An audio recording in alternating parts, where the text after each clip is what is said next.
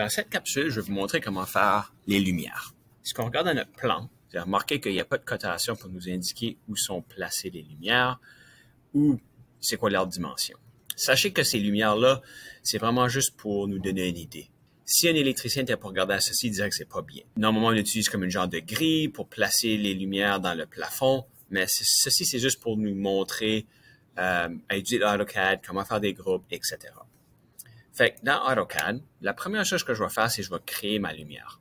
J'utilise une valeur de 1200 pour la longueur. Ensuite, j'ai décalé par 100. Et puis, j'ai fait des petites lignes. Mais j'ai utilisé l'outil de échelle. Je clique d'échelle, je vais choisir ma ligne. Enter. Je vais spécifier le point fait que dans le milieu de ma ligne. Puis je vais dire que je veux une échelle de 2. Fait que ça va être doublé à 100. Et puis là, je peux ensuite faire miroir. Et si je sélectionne ma forme, bouton droit, milieu, et puis j'ai fait ma lumière. Puis là, la prochaine chose, c'est faire notre bloc. Et puis, je vais la nommer lumière.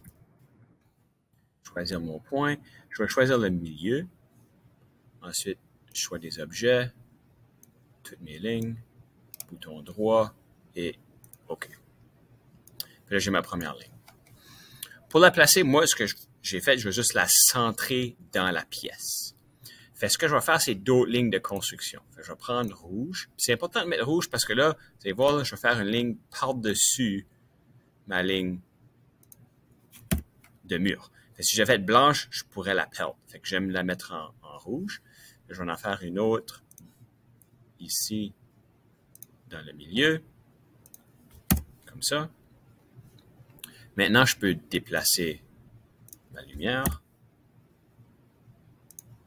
Puis je peux venir la placer ici perpendiculaire. Fait ici, perpendiculaire. Pour que je sois perpendiculaire, assurez-vous que dans votre mode d'accrochage, qui est ce bouton-là dans le bas, que vous avez sélectionné ou coché perpendiculaire. Okay. Ensuite, je peux faire miroir, choisir mon outil, milieu, et boum. Ensuite, je peux supprimer mes lignes de construction. Je vais copier ces deux fenêtres, ou plutôt lumière, bouton droit. Et puis, je vais venir les apporter. Là, je vais essayer de faire environ, là, juste en me basant sur la grille qui est à l'écran, peut-être comme ici. Puis là, je vais faire une autre ligne de construction dans le milieu, comme ça. Puis là, je préfère miroir de ces deux-là, milieu, comme ça. Je peux supprimer ma ligne de construction. Ensuite, cette pièce est la même que celle-là. Je peux simplement sélectionner mes fenêtres, copier. Je vais prendre le coin supérieur, comme ça.